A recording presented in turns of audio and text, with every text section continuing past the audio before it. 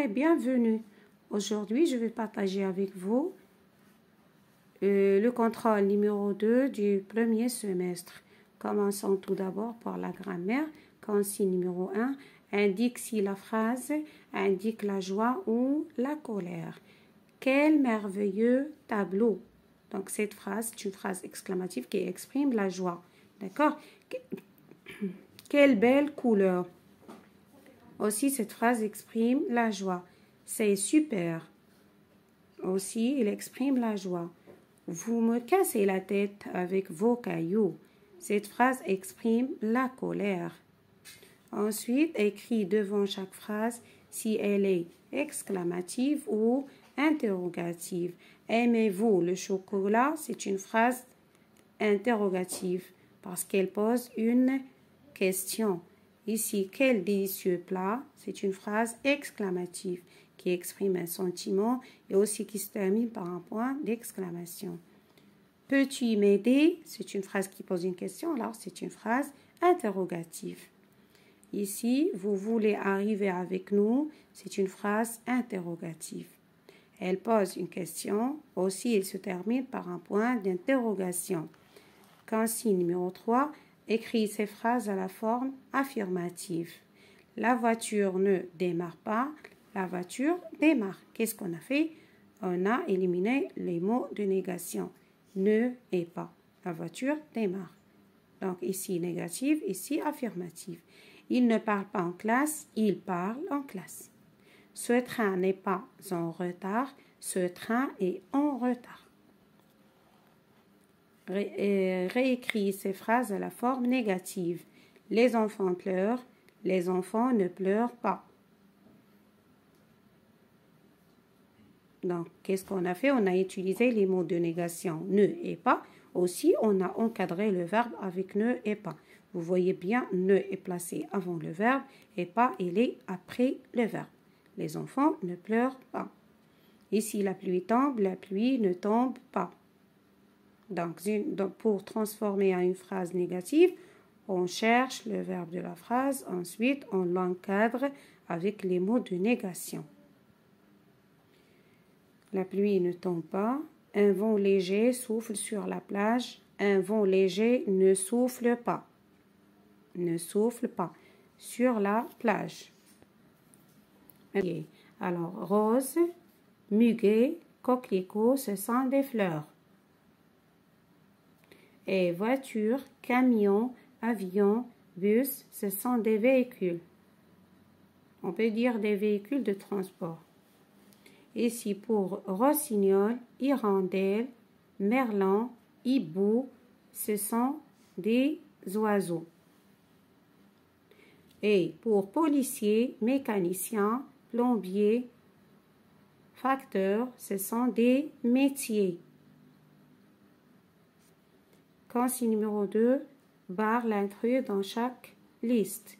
Alors, guitare, violon, tambour, ce sont des instruments de musique. Par contre, pie, c'est un oiseau. C'est pourquoi j'ai barré le mot pie. Deuxième série ou bien deuxième liste, architecte, pompier, médecin et paquet. Donc, architecte et pompier et médecin, ce sont des métiers, bien des professions. Par contre, paquet, c'est un paquet où on met quelque chose qu'on a acheté ou bien un cadeau ou bien quelque chose. Donc, j'ai barré le mot paquet. Ici, on a Ali, Sarah, Rania, ce sont des noms propres. Par contre, ni, on dit un ni ou bien le ni, c'est un nom commun. Relie ce qui convient. Lavable avec lavage. Montagne avec mont. Lait avec laitier, on dit un produit laitier. Passer avec passage. Ensuite, consigne numéro 4, entoure le mot de base dans chaque famille de mots. Alors, on a dentiste, dentaire, don, dentifrice. Bien. Alors, ici, don, D-E-N-T. C'est ça le mot de base. Le voilà. Pour dentiste, si on a des caries ou on a mal aux dents, on part chez le dentiste. On dit une clinique dentaire. Une dent, on a mal à la dent, d'accord? Ici, dentifrice, c'est le produit avec quoi on se brosse les dents. Ici, on a réparer, réparation, réparateur et réparable. Donc, répare, c'est ça le mot de base. Répare. Bien, j'espère que vous avez apprécié ces modèles de contrôle numéro 2 du premier semestre. Je vous dis merci beaucoup.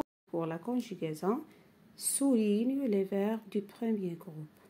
Alors, on sait bien que tous les verbes qui se terminent avec ER sont des verbes du premier groupe, sauf le verbe aller, qui appartient au troisième groupe. Alors, pousser et crier, tomber, donner, garder. Ce sont des verbes du premier groupe. Par contre, venir, il appartient au troisième groupe, voir aussi au troisième groupe, et aller aussi, il appartient au troisième groupe. Bien, consigne numéro 2, complète la conjugaison du verbe chasser au présent. Donc, singulier, je chasse avec E, tu chasses ES, il et elle et on chasse avec E. Pour le pluriel, nous chassons ONS, vous chassez EZ, il avec S et elle avec S, chasse ENT. Bien, numéro 3, complète le verbe avec un pronom de conjugaison qui convient, c'est-à-dire selon la terminaison du verbe. Alors, tu casses, on a ES. Le verbe se termine avec ES, donc automatiquement le pronom personnel ici c'est tu. Ici, vous, regardez EZ, donc vous arrivez. Ici, nous chantons, regardez ici ONS. Donc, nous chantons. Ici, il et elle restent parce qu'on a un T à la fin du verbe. Ensuite, on tourne la forme qui ne convient pas. D'accord? Le jardinier ramasse des feuilles mortes. Ici, observez bien le sujet de la phrase. Le jardinier, on peut remplacer le mot jardinier par il. D'accord? Il sans S. Donc, la terminaison, c'est E. C'est pourquoi j'ai barré la forme avec ENT. Le jardinier ramasse les feuilles mortes. Deuxième phrase, mon frère regarde avec E, bien sûr, parce que mon frère, c'est un nom singulier qu'on peut remplacer avec il, sans S. Mon frère regarde, j'ai barré la forme avec ENT. Mon frère regarde la télévision.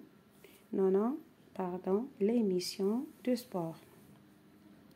Ici, mes amis jouent. Donc, le mot mes amis, c'est un nom qui est pluriel et qu'on peut remplacer avec il, avec S. Donc, la terminaison du verbe, c'est ENT. C'est pourquoi j'ai barré la forme qui a un E. Donc, mes amis jouent à cache-cache. Et la dernière phrase, vous participez à ce jeu. Donc, vous, la terminaison du verbe avec le pronom personnel vous, c'est EZ. C'est pourquoi j'ai barré la forme qui tient ES. Et maintenant, on va voir l'orthographe complète avec l'accent qui convient. Aigu ou grave. Donc, écoutez, accent aigu sur le E. Écoutez. Le bébé, les deux E prennent un accent aigu. La flèche, accent grave. Le café, accent aigu. Près, accent grave. La tête, accent circonflexe. Très, accent grave. Frère, accent grave. Consigne numéro 2, complète avec on ou en. Alors, vous savez bien que on, c'est un pronom personnel indéfini qu'on peut remplacer avec il ou bien elle. Et ONT, c'est le verbe avoir conjugué au présent. Alors, on porte. Alors, ici, on choisit selon la forme du verbe. Vous voyez ici le verbe porter qui est un verbe du premier groupe. Il est avec E, donc automatiquement, on. On porte de beaux habits pour la fête. Ici, et le verbe être au présent, donc EST, C'est avec il ou bien elle. Donc, c'est on. On est invité ce soir chez notre tante. Ici, les fleurs ont de belles couleurs. Déjà, on a un mot qui est au pluriel. Donc, les fleurs ont de belles couleurs. Ici, ils ont fêté. On a le participe passé du verbe fêter qui se termine en accent. Donc, il nous faut l'auxiliaire avoir au présent. Ils ont fêté leur réussite. Ensuite, consigne numéro 3, réécrit ces phrases au pluriel. Il a mangé des gâteaux. Ils ont mangé des gâteaux. Donc, il, ça devient il avec S. Le verbe avoir, il a pour le pluriel, ils ont.